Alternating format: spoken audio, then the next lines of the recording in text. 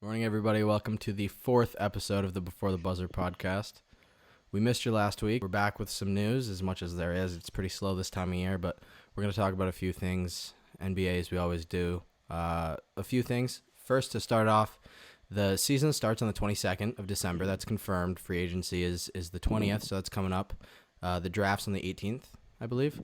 And then we have a few talks about the jerseys, some trades, and then some coaching changes as well. So let's start out with the season starting on the 22nd of December. So we talked last episode about how nobody wanted that. So nice to know the NBA listens. That's cute. When the entirety of your brand says, yeah, we don't want to do this, and then you say, okay, so let's do this, that doesn't necessarily send a good message, I don't think. Well, Get that Christmas money.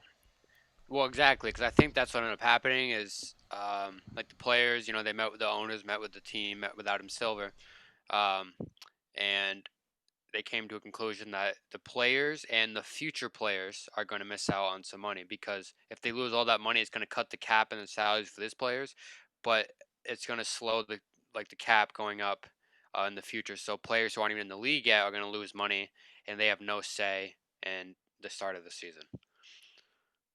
So I think That that makes sense. Yeah, I get this is that.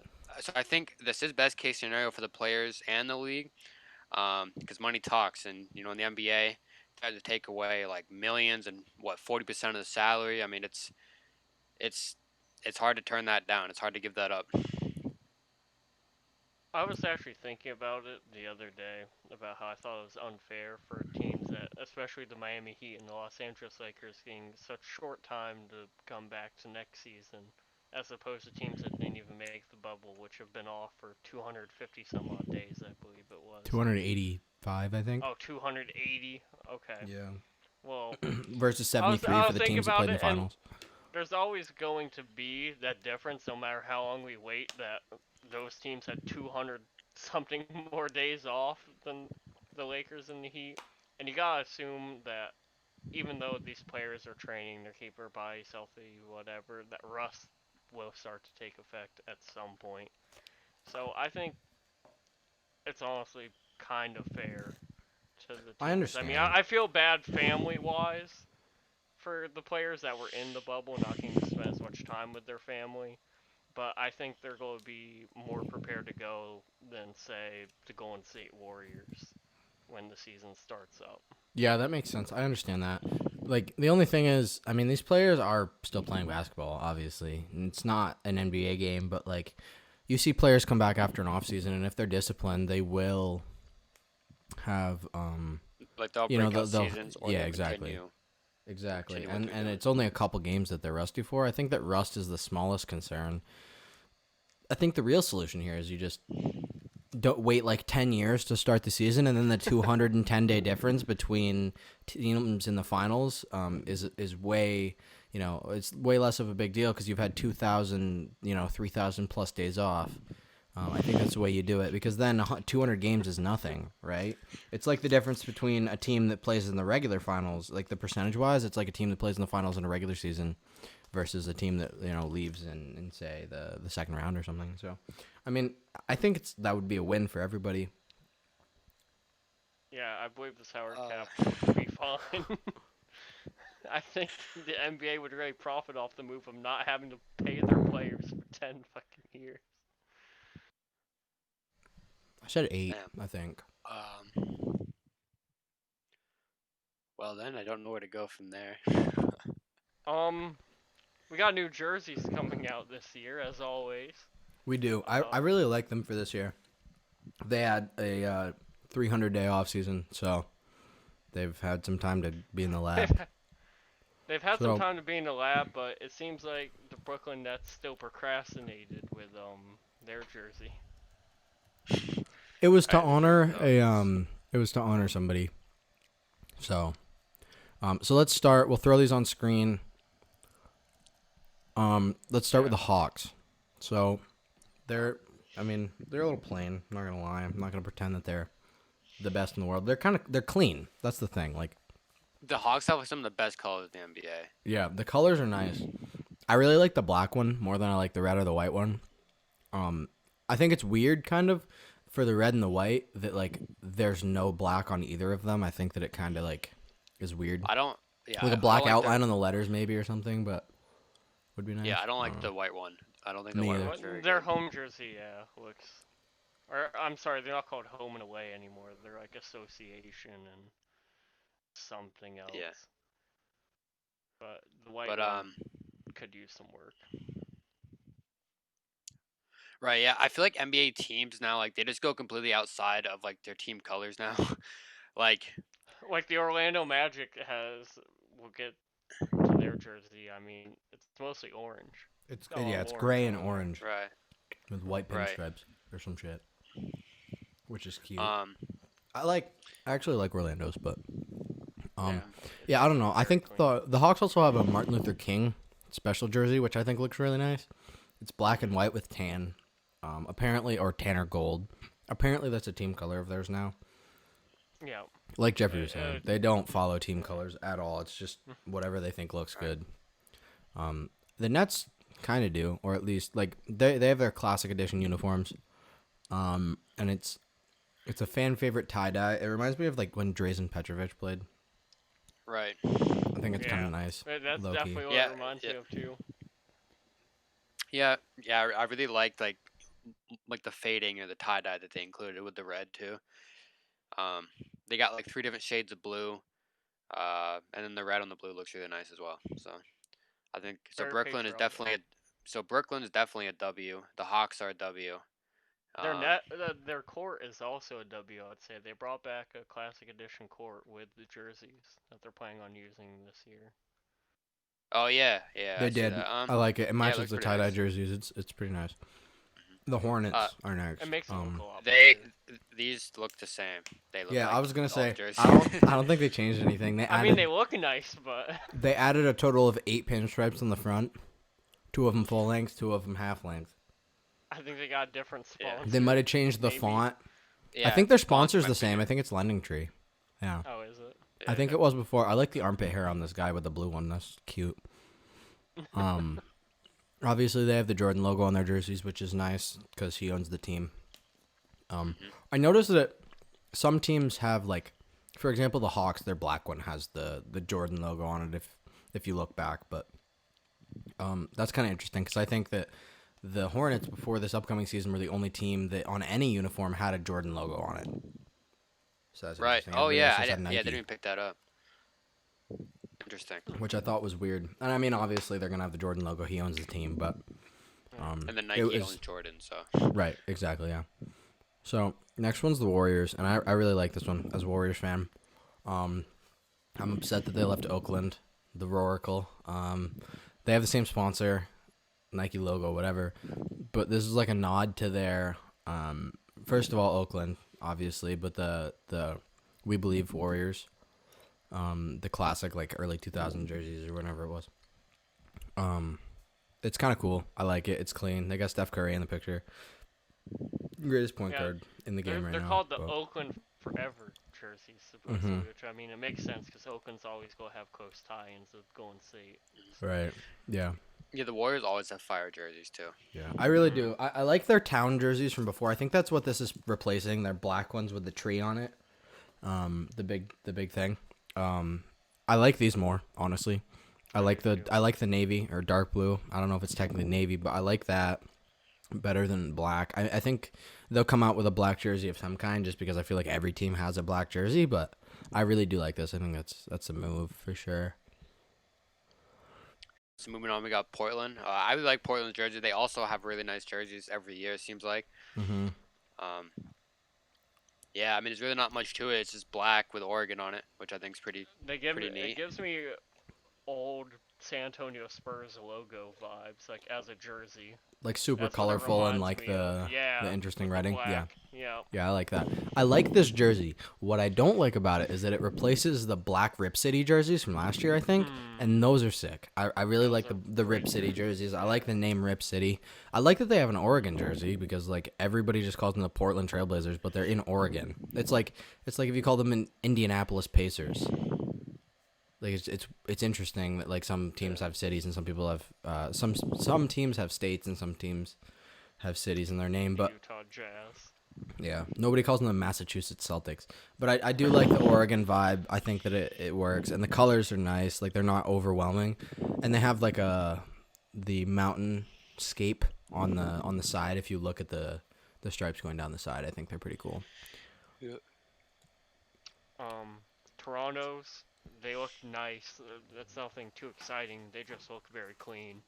Yeah. They've had these jerseys before, kind of this design. So Yeah, the white one. The white was definitely my favorite. The white with the red. yeah, the white's nice. That's I like super dope. yeah, I like the white one most.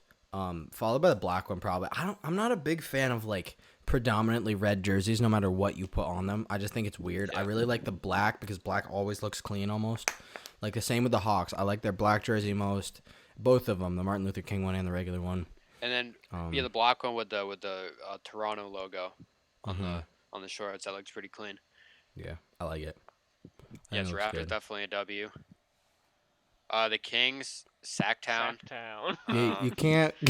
Oh man, you can't really see much of it from the picture that's provided here that you guys will see, but it's the best part of it is De'Aaron Fox's chain. I'm not gonna lie, it's not. That's phenomenal. probably the best part. It about looks that like jersey. I mean, the lighting it looks is like hooked it. up on it. Yeah, it looks like you should So- be looking at it through 3D glasses though. Like it. You know what I mean? Like when you watch a 3D movie, but you don't have the glasses, like that's what it looks like to me. Or like the glitched effect on Canva. Like it's just not that great. Right. And also Philly. the jersey say Sacktown. Yeah, I know. That's sus. Yeah, Philly reminds me of the All-Star jerseys from a couple years back when they had the black and white ones. I really like them. I think that Phillies is nice. The All-Star jerseys were basic, but these have some detail. I like it. Yeah. Yeah, I think they're very clean.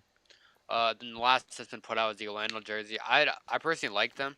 The Disney patch like over the pinstripes is a little odd. Mm-hmm. I kind of wish Yeah. they didn't have like the white patch. Like they just put out Disney on like a PNG.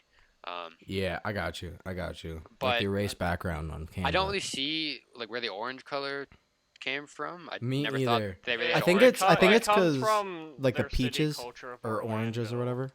Oh, Yeah, okay. Yeah, that makes so sense. Orlando has a huge connection with the orange industry. and I don't know why I said everything in peaches, Florida. but Yeah, that'd be, but yeah. that's a No, win. they've had orange on their uniforms for a while. They've had like the alternate orange Magic logo, which I mean I like it better than the baby blue. Like it, I don't know. I like that they always. I like that they're keeping the pinstripes. Orange anyway. I like that they're keeping the pinstripes. I think that's cool. That's like a kind of a necessity. I was talking with Jeff about this earlier. You need to have pinstripes if you're Orlando because like Shaq. Yeah, they've always had pinstripes, and they always I look think- good too. Yeah, they look nice. Pinstripes are kind of like overdone now, but I feel like the Magic still have the right to do it. So, and I mean not necessarily overdone. There's only a few teams here that did it. Like the Hornets are doing it. I just don't like the Hornets. I think they suck. Sorry. They're just so bad. Anyway, so that's all the ones that we have here. But there's probably a few more that have been leaked, but these are all the ones we could find it in one place to show you guys. Confirmed. So I think we should probably move on to Mike D'Antoni, talk about him because after we talk about him, we have a few trade talks. So Mike D'Antoni, in case you guys didn't know, is now an assistant coach under Steve Nash in Brooklyn, right? Correct? So Yeah. that's weird somehow. to me. I So- don't understand how that happens. But I don't understand how this is gonna work out. I mean, it worked okay for the Lakers because I was concerned about the Lakers kind of siding two head coaches, especially the personality like Jason Kidd. I didn't know if Jason Kidd was gonna, kind of step on whatever Frank Vogel was doing. But that seemed to work out fine. There was no, miscommunications or no, drama between the two. So that worked out in their favor. But with this scenario is a little different because Steve Nash, brand new head coach, and then Mike D'Antoni takes a back seat. And Mike D'Antoni is a good coach. Like he's not I don't think he's a great coach, mainly because he he's hasn't good. won a championship. Right. But his team will probably make the playoffs every single year. Right. And it's just the way he plays. Like just shooting I all th- those threes, yeah, like it just works for yeah, him, for his yeah. teams. I think Mike D'Antoni is going to um, raise Kyrie's level of play. I think that's good for Kyrie because it's exactly what D'Antoni wants in a point guard is someone like Kyrie, someone very aggressive, shooting the ball, can also be a playmaker as well. I mean, But I Westbrook's aggressive when he shoots the ball, but I don't think he means like line drive to the front of the rim aggressive. I think he means like looking to score mentality. yeah, look, But yeah, it's all, he's it's all like good. just score first point guard. Yeah. I Now, okay. think. Oh, sorry. Go now ahead. if Steve Nash doesn't want to play the style of play that D'Antoni's used to, I don't know how that's going to work out. Because I mean, it is a weird scenario. A pretty established coach taking a assistant position behind a first year head coach who hasn't had like really any real like coaching opportunities. Like he did work with the Warriors, and I'm sure he was a big help to Steph Curry's development and Klay Thompson, He was and just a kind of player development coach. Yeah. running an offense. So it'll be interesting to see what he does as head coach. But I hope that Mike D'Antoni kind of lets Steve Nash do what Steve Nash wants to do, um, Yeah. and then D'Antoni can maybe just work with the guards and And whoever Amari just Stoudemire. for their offensive game. So All right. Here's what I think. Right. Steve Nash is one of the greatest basketball minds of all time on the court. Everybody knows that. He was a phenomenal basketball player. He beat Kobe in the MVP race when Kobe averaged 35 a game. Like, he's good, right? He averaged like 18 and 10, but the way he played, excuse me, was so captivating that you can't help but notice that he's great at basketball. Like, he's not the best scorer. He's probably not even the best passer ever. John Stockton, I think, is probably better, but he's just had something about him. So he's intelligent. And Mike D'Antoni's a great coach.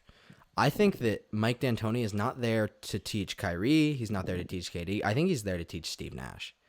I think they hired him saying, look, Steve Nash has a great basketball mind. He's super intelligent. He knows the game, but he needs help controlling the players because he's got two of the biggest names in the league, biggest egos too, on his team. And Steve Nash is a pretty timid guy. He needs a guy like Mike D'Antoni who's handled Russell Westbrook, who's handled Chris Paul, who's handled James Harden for a number of years. He needs guys like that.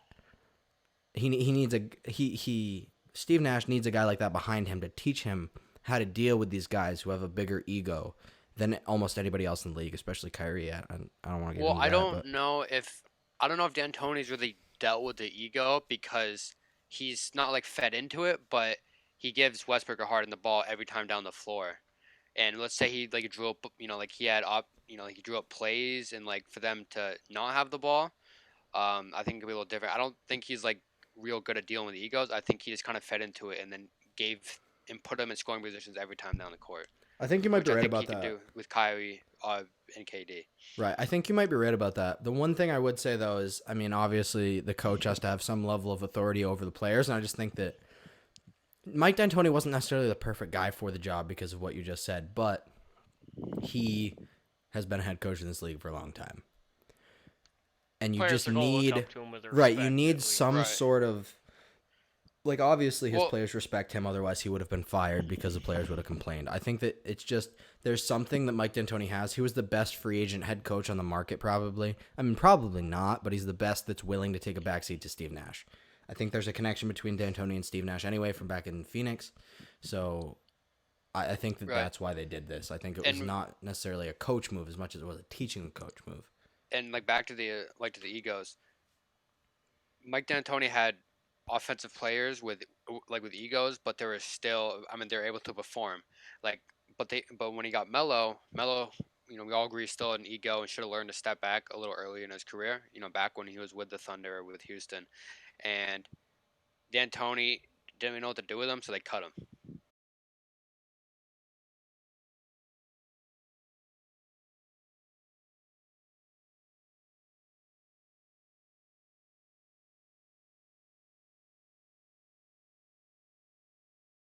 It's like I mean, because it is hard to deal with a player with an ego, and normally players with egos don't last very long, like we saw like in Houston. Yeah. Melo didn't quite fit the system because he wasn't good enough to be the number one or the number two when it was him and because there's James Harden and Chris Paul. So putting him at number three, but Melo is still acting like a number one or a number two when he's playing with someone who's averaging over 30 and then someone who's a 20 and 10 guy at night, and Chris Paul. Um, I think that D'Antoni, instead of risking it, make having players be on edge about Melo and about the like about the playing style. I think they kind of quit on it too early and just cut him. Um, Mm-hmm. but it could have been a good decision, or if they held on to him, who knows what would have happened in the playoffs. Um, I think it's stupid to but cut a guy like Melo, but I mean, maybe Because not obviously then. he showed Maybe that he can still perform, but I mean, at the the same problem's the time, ego. yeah, Melo needed that humbling experience of not being on a team and no team wanting him because Melo wanted to be a starter, and they're like, listen, we don't really think you're starting material anymore. I mean, mhm. you're not number one. You're not in New York anymore. You're not in Denver. You're not in the prime of your basketball career. Right. I think he just needed that humbling experience, and I think it's I not think it's even. improved Melo personally. Yeah, I don't think it was necessary. Like I was gonna say, it's the fact that Melo wasn't ready to accept that he had seen the twilight of his, like he's in the twilight of his career, right? Like I'm not saying he's gonna be out of the league in a year, but what I am saying is he's not that guy anymore. He's got to take a different role. He's not gonna be a guy like LeBron who can play and be one of the best players on the team until he just eventually decides to retire because he's been in the league for 25 fucking years. Like that's just not the reality for Carmelo Anthony. He's not even a guy like Dwayne Right. Wade who can, average 20 points a game or 15 points a game until he retires and still be starting on his team and be making an impact. Like Dwayne Wade in his last year in the league was putting up absolute buckets in the last 2 weeks of the season trying to make the playoffs. Ultimately they missed it, but Right. he's just a different type of player. The game moved away from him in the same way that the game probably would have moved away from Dwayne Wade had he had another 2 years under his belt. You know what I mean? Dwayne Wade was a driving and mid-range kind of guy. Dwayne Wade was more crafty for sure. And Melo was probably a much better scorer than Dwayne Wade in their primes, but it's just the way Melo plays now. He's not as athletic as he was. So I think that the humbling experience, Cody, you're right. I think that he needed to be cut. I don't know if he needed to be out of the league for an entire year, but I don't I'm not think even that saying he he could necessarily have. need. I mean, obviously, like looking back in retrospect, he did need it, but he just. I think it improved Melo. Like maybe he didn't necessarily need it, but No, I get that. it should have happened, Yeah, and no, it that makes did. sense. I got you. Yeah, no, you're right.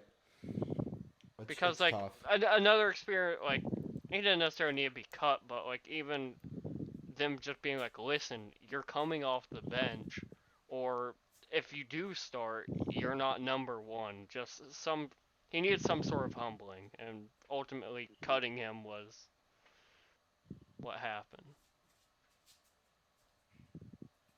Yeah, I would agree. Obviously this wasn't about Melo, but I think it says a lot about Mike Yeah, we got a D'Antoni. little off track, but Yeah, yeah, I still think it can connect. yeah, that's my only concern about Mike D'Antoni being an assistant because he's definitely. Well, yeah, I feel like we're seeing it more and more that two head coaches are kind of teaming up now. Like Mm-hmm. we saw it out on LA too, on the other side with the Clippers with Tyronn Lue, who is a championship coach, who has found success. I mean, he'd have the best player on Right, the world on his team, but he found right. success. He won a championship. He was a part of the probably one of the greatest finals we will ever see in our lifetime. Mm-hmm. Uh, and he dealt with a high profile, high character, the best player in the world, LeBron James. Yeah, So like for him to get an assistant job, we all thought he was taking kind of a back seat, but it didn't work out this year, but it did work out in his favor because now he's the head coach. Um, right. Yeah. so No, I I think think yeah.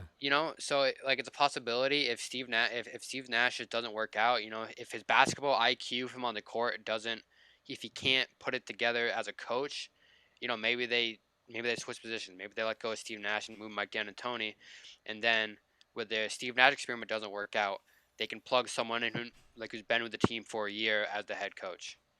Yeah, So I can see that.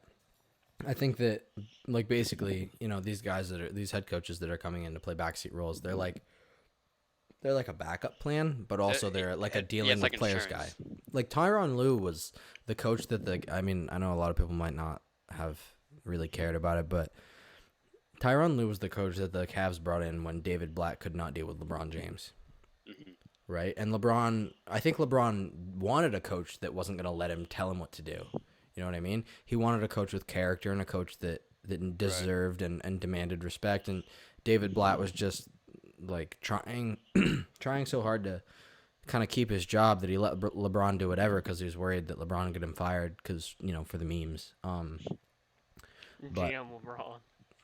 I just think, I mean, Tyronn Lue is that guy. He can deal with players. Like, I think that probably only one of the players in the Clippers is going to have a big ego now, besides Patrick Beverley, he has no reason to have a big ego. He's so bad. Better than me, but that doesn't mean he's not bad.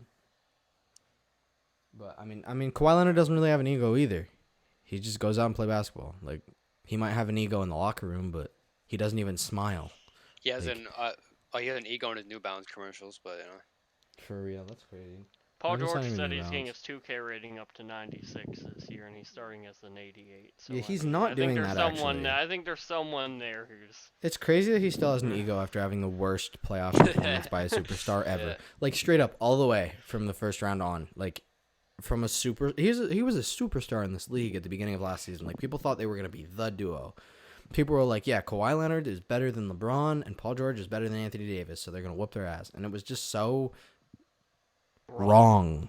Like, it's just so not true. Well, wasn't even the superstar power. The Clippers had a much better bench.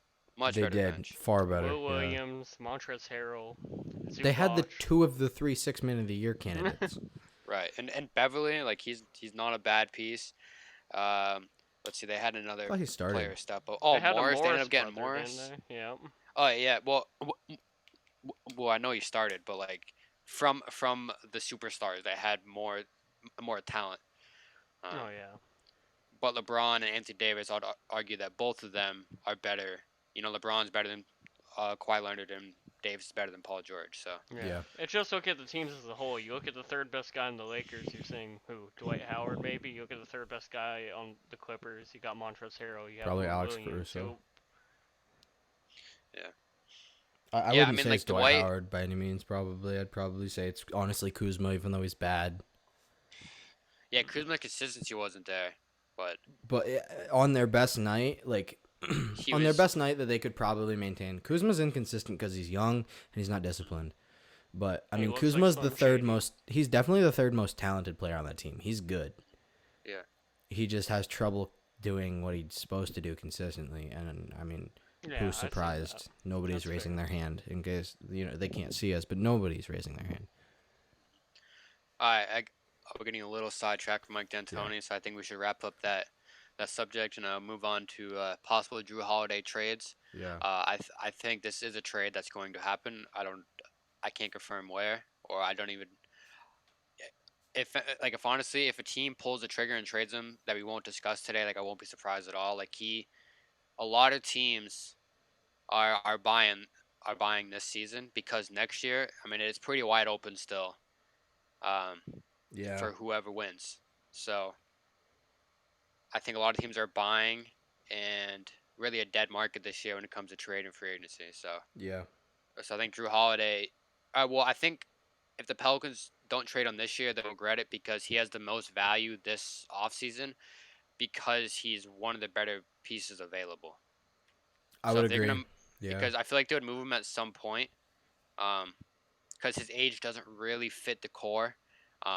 So I would feel like they would move him, get another young piece, maybe get a late draft pick, whatever whatever they want. They're definitely gonna get more than what they would get next season because next season there's like Giannis the free agent, Paul George, you got LeBron, I guess like Steven Adams. There's just so many pieces next year that's gonna be available that Drew Holiday is gonna be not irrelevant. He's still borderline all-star. But he's gonna take a back seat.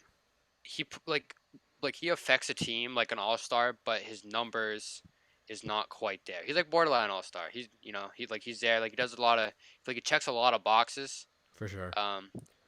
But just not all the right boxes to be considered an all-star. So that's absolutely, yeah. But yeah, really any team can benefit from him. I don't know. What do you guys think possible trade scenarios would be? All right. I know which one Cody wants to bring up, so I'll leave that for him. I've heard of the trade of Tyler Hero and Drew Holiday. Yeah, how do you feel about that as a Heat fan? What do you think? I think it's stupid. I would agree. As a I non-Heat agree. fan, I think I that's agree. stupid. I agree. I think it's stupid. I don't know why you would trade Tyler Hero offensively. I would say is just as good as Drew Holiday. I will. Defensively, he could use some work. It's his rookie year. He's definitely got room to improve and time to improve. I could see Tyler Hero becoming a much better player than Drew Holiday ever has been. Right. I mean, we I saw it. He dropped 37 in the conference final. I know with Tyler Hill like a lot of potentials. I wouldn't trade him, but like next, see, I mean, like I don't agree with the trade at all. But I'm just gonna like I'm like play devil's advocate here for Drew Holiday.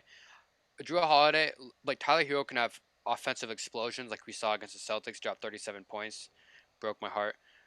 Anyways, but offensively, I think Drew Holiday a little bit more consistency because like Tyler Hero, he's kind of up and down, like most young players are. That's not a knock against Tyler Hero. He's gonna be a great scorer.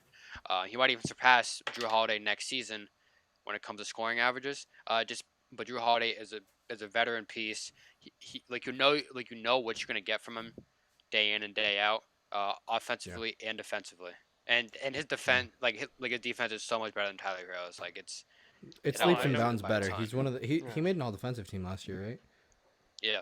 Or Yeah. at If least the he Heat has did before. want to At go into least. some sort of like full on like win now mode, like sure I could see the trade happening, but I just don't see the Heat pulling But the trigger on that. I don't see There's one huge problem with it, and I'll let you guys finish, and then I want to talk about it. I mean I wouldn't pull the trigger on it because whoever I mean because his contract so he's gonna be a free agent next year. So if they trade for him, it's gonna be a 1 year rental, and they're giving away a player that can give them 10 years of Mhm. at least 10 years of offensive game. So I don't see And why and they at would do least that. three more for decent Yeah, like great value yeah, because I mean, because money Tyler wise. Hero, he's He's on his drafted rookie contract, yeah. he drafted 14th. Mhm. Yeah, that contract is not very large, so they wouldn't get in the way of signing Giannis. No. But Yeah. so So it's here's the big problem that I have with it: Jimmy Butler and Drew Holiday in the backcourt. Great on defense, good on offense, but they can't shoot worth a shit. Okay, well, you probably have Duncan Robinson out there starting, I would think, and you'd have Drew Holiday as your point guard. yeah, you probably well yeah I think you it'd probably be I start think it'd Drew be at the Drew point. Holiday, Duncan Robinson, Jimmy Butler, whoever they decide to start power forward this year, and Bam Adebayo. Yeah. Now, if the Heat want to surround it around none, then I would strongly consider it. But I feel like they'd have to throw in a bit more than none. Um, yeah, I don't see them pulling up a trade without trading Duncan Robinson, which I wouldn't. Without trading Same. Tyler Hero, which I wouldn't as well. Same. Especially like obviously not Bam. Um, Yeah. I believe I Kendrick Nunn's actually the one young piece I would move on from that team. because If like you're trading for Drew Holiday, you don't need another point guard, but still. Yeah. um, yeah, it's gonna be a buyer's market for Drew Holiday, so he can really go anywhere. Like I would, shit. I mean, if Dallas wants to sign him or trade for him, I'm sure they got some pieces they can move.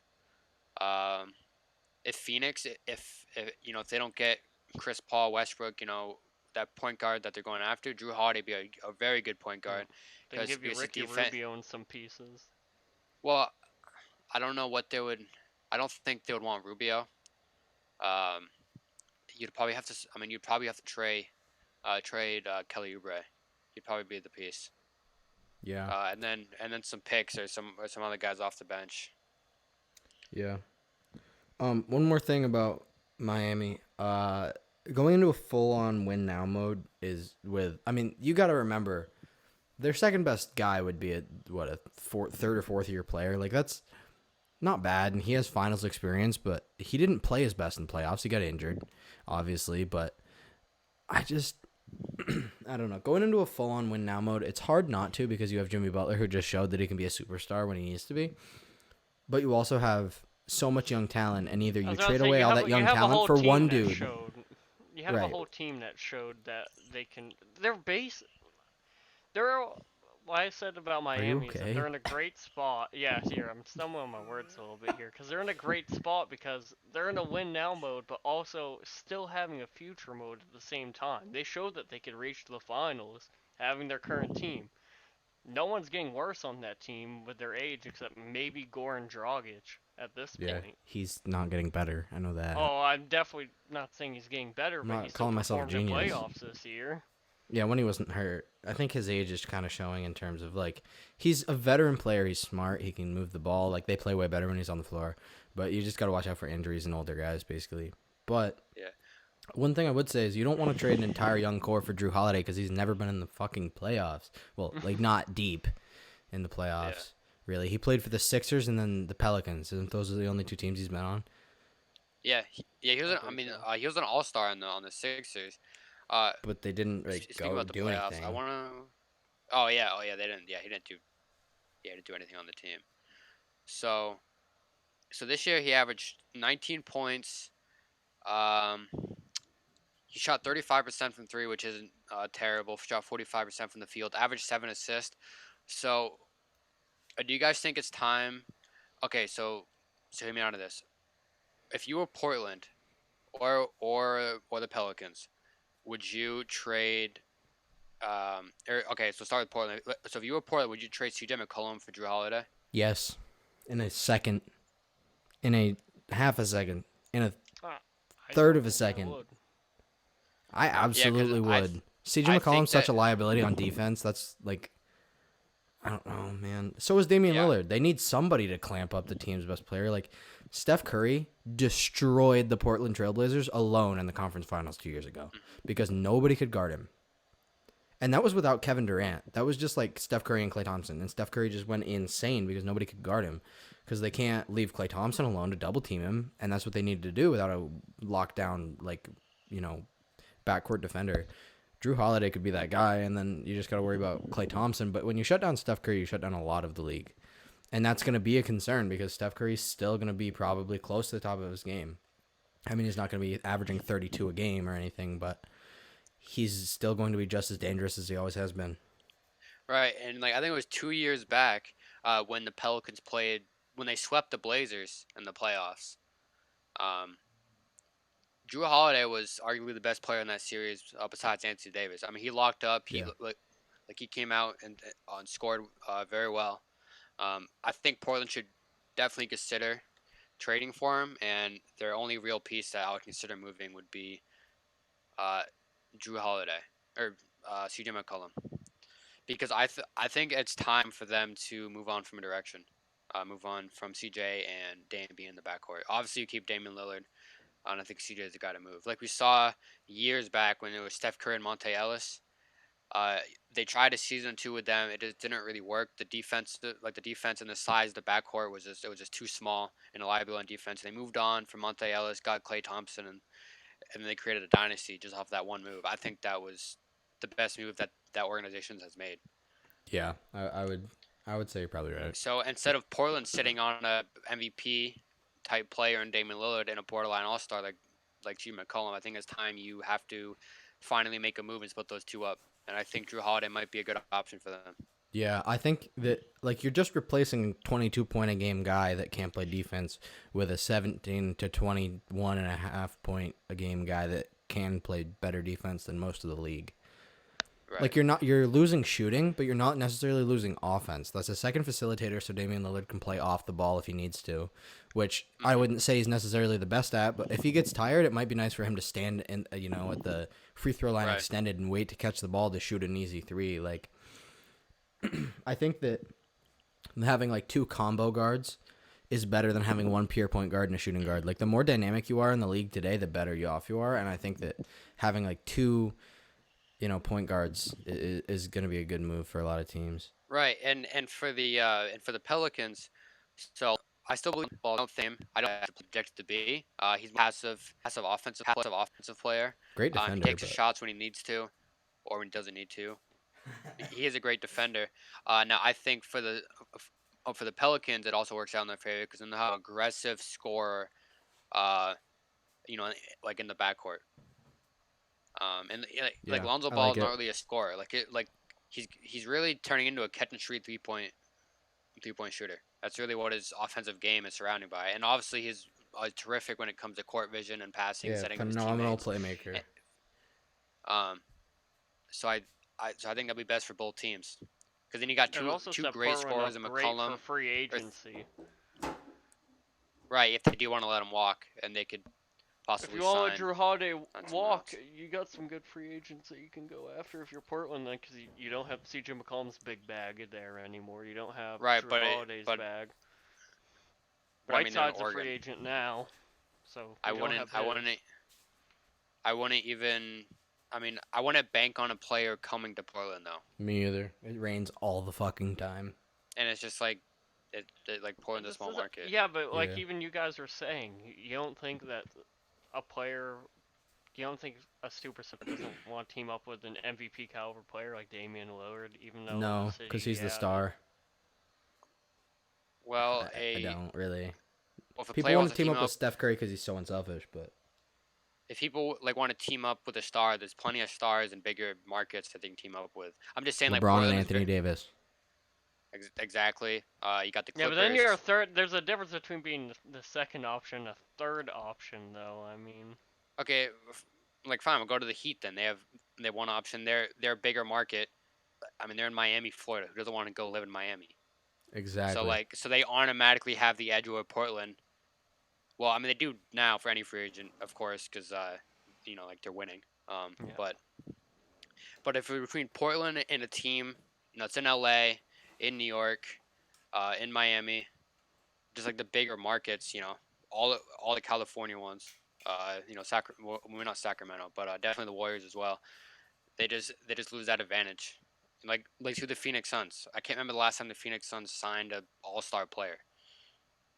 I So don't think they have. they lose the edge automatically. So they got to gain talent by trading and drafting, which they've done. Because they've drafted CJ, they drafted Dame, they traded for Nurkic before he got real value. They signed Melo, well, because Melo had no other option. So Portland, it's hard. It's really hard to get a good free agent. So. Yeah, I mean, it's like you said with Phoenix, it's the same kind of deal. Like, the best players Phoenix has had, they've traded for or drafted. Like, nobody signs there. It's the same deal. Like, who wants to go live in Arizona? They don't even have daylight savings time. Like, your time difference varies from everywhere else in the world depending on the year or the time of the year. That's ridiculous. And then Portland, you just go outside and just God's peeing on you all the time, and that's not fun. And not to mention, nobody likes your team because they like suck. Like, unless they live in Oregon or Washington, they're not rooting for the Trailblazers. You're not gonna have bandwagon fans. Like, it's just a bad place to be. And like Jeffrey said, it's a small market team. Like, Damian Lillard's getting paid, but he's not getting the kind of exposure that a guy that would go to like New York or, I mean, not New York now necessarily, but like a guy that goes to Golden State right now, gonna get way more exposure. Right, and I think this is from like a year ago, but I think Portland has like the most money tied up at any team in the league. Like because of the small market, they have to overpay players to sign there. Sure, too. So I'd be very surprised if they were to pull off a trade or pull off a free agent signing. So Maybe the move is just moving the team. Maybe. No, they're in a good spot. They have a lot of loyal fans. I don't think that's necessarily the thing. Like, where are you going to move to, right? You're going to piss off all your fans that have season tickets, like all your season ticket holders. You're going to lose them as fans. They're going to go to, like, the Warriors. It's so much harder to move a team than it seems like. Like, you just start playing somewhere else. But, like, none of the players are going to want to move. They all live on the West Coast. Do you think they want to go live in the Midwest? No. You know what I mean? There's no easy solution other than trading for Drew Holiday and winning a championship. Just saying. They have real potential to do it. They have real potential to win a championship if they trade for a guy that can actually play defense. He's just not, like, CJ McCollum is very one-faceted, and by that I mean he's, like, very offense-oriented. He can do a lot on offense, but he's very, very offense-oriented. And they shut him down in the Lakers series, kind of, at times, and he was just completely useless. Like, you'd be better off with Gary Trent Jr. on the floor at that point because they wouldn't focus on him. Maybe he'd get an open three. Right. It's just so incredibly hard to have guys like that on your team. Like, Damian Lillard's a star, so obviously you're not going to get rid of him. But a guy like CJ McCollum, like, he blew up and then just stopped blowing up. He was just, like, as good as he was. Like, he hit his peak in, like, a year. Yeah, I've seen that.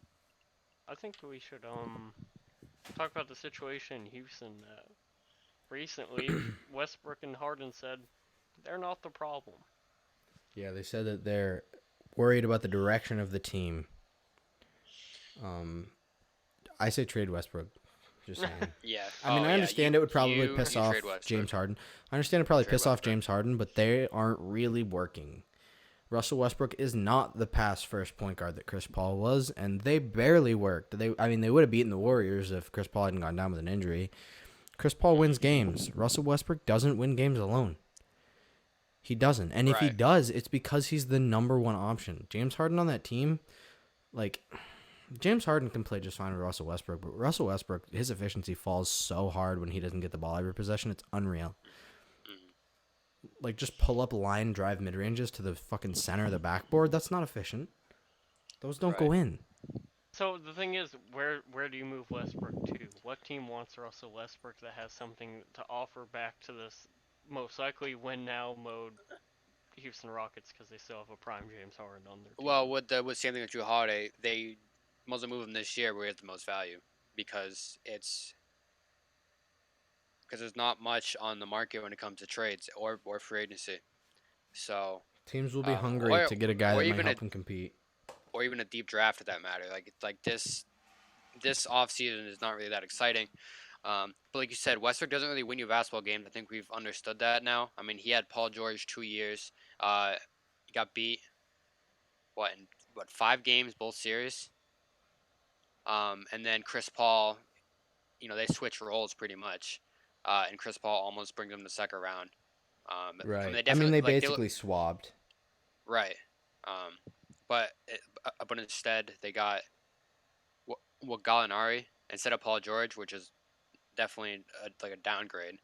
They got Shea Gilgeous-Alexander as well, who stepped up big. But he's incredible. Honestly, a team's gonna trade for him just to have some excitement, like the New York Knicks or the Orlando Magic. I was about to say, so I know what team you're talking about. The New York Knicks. They'd give you a lot for Russell Westbrook. You think he could You think he'll end up with a Carmelo Anthony in New York situation where he's a star player there for a few years but gets nothing done? Yeah, well, because he was a star player in OKC for 3 years and got nothing done. So. And then they brought in Melo and PG, and they still got nothing done. And then they blamed Melo as the problem, so they got rid of him, and then they still got nothing done. So nothing done. Left. So 3 years without KD, yeah, Westbrook put up like historical numbers, but didn't get past 5 games in the playoffs. So I don't really see him. I've heard that the Clippers may be interested, but I don't see how they can pull it off, like with the trade, because I think other teams why they'd pull it off. I don't see why they would. I don't like it personally. I mean, I think Paul George and Russell Westbrook could be a great dynamic duo. Yeah, I think we should give it a shot. I think the only reason why they could consider it or why it may work is because Paul George and Kawhi Leonard are both like laid back, all like superstars. Like they're not like the way they perform on the court is spectacular, but like their mentality is kind of just like laid back. They're not like a big speaker in the locker room. They don't bring a lot of energy. They just go out and perform well. And Westbrook, even when he's not performing well, he's still giving energy. He's giving 150%. And maybe that's just what the Clippers need, because the Clippers up until Game 7 played like they didn't seem like they played. Even in Game 7, they didn't play like they're in desperation mode. They just kept playing, like, oh, we're gonna win. We have the better team. We're gonna win. Yeah. West's gonna go out there, and if they almost blew a 3-1 lead in Game 7, Westbrook is gonna make sure that Kawhi Leonard and Paul George show up ready and show up play in desperation mode. That's really only the positive effect I see Westbrook on the team, and also the negative effect Heart. is him taking the ball. It is taking the ball away from two players who are significantly better scorers than him. So I don't see that working. Once again, maybe Phoenix is in the mix. I've heard Phoenix also wants to go over Chris Paul. I think Chris Paul would be a better decision for them. But they could end up like with Westbrook. We've seen Westbrook to Milwaukee rumors, Westbrook to New York. If the Magic want to pull something off, they got pieces for it. But I don't. If I have, if I'm contending for a championship, I don't bring in Westbrook as that piece to push me over the top. Yeah. I put Westbrook in that position and trade for him to put fans in the seats. Yeah, the only team I see that has any use for a guy like Russell Westbrook, who is high energy, right? He's got a crazy motor, but can't shoot worth a lick, is a team like New York City or Orlando, or maybe even like Chicago's got something going. I wouldn't even do it if I were Chicago, honestly. Yeah, I wouldn't do it Maybe Charlotte, because they don't really have a shit spit of a chance to win anything anytime soon. I don't really know what they could give him though. I wouldn't They trade couldn't. Graham. I wouldn't trade Graham, Rozier. I mean, I'd trade Rozier, like maybe not Graham, and that's like the only real. I'd trade Terry Rozier's $17 million a year to anybody. That's fair. I mean, they probably have to move it anyways because Westbrook's contract, but. Yeah. No, as a contending team, I don't see anybody benefiting from getting Russell Westbrook. And that, it's unfortunate, right? Because he's a good player. On his own team, as an individual basketball player, he's one of the best in the league. I was going to say he's But an MVP caliber player. as a teammate, a lot of people will say he's the best teammate I've ever had because he gets to 9 assists and he passes you the ball every possession and it feels good. But that's just not the reality of things. Like, he's just not that great of a teammate. He wants stats. He can say that he's not stat chasing all he wants, but Kanye Westbrook has more quadruple doubles with turnovers than anybody I know. Poor Kanye Westbrook. Yeah, I Yeah, see him going to New York and just being the next Melo there. Some people like Westbrook could perform better if he just turns it down a notch on his aggressiveness and his intensity, but that's his best attribute. So if you do find someone to turn that down, then what is he? Nothing. He's not a shooter. If he's not aggressively driving the rim every night. Stonemason. He's laying bricks. Right.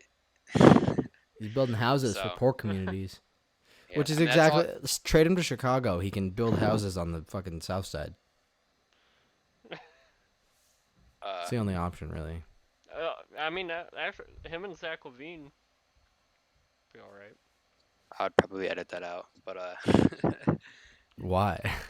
It's true. Yeah, trade him to the poor communities. Let's give him to Chicago. No, Chicago's south side is notoriously poor.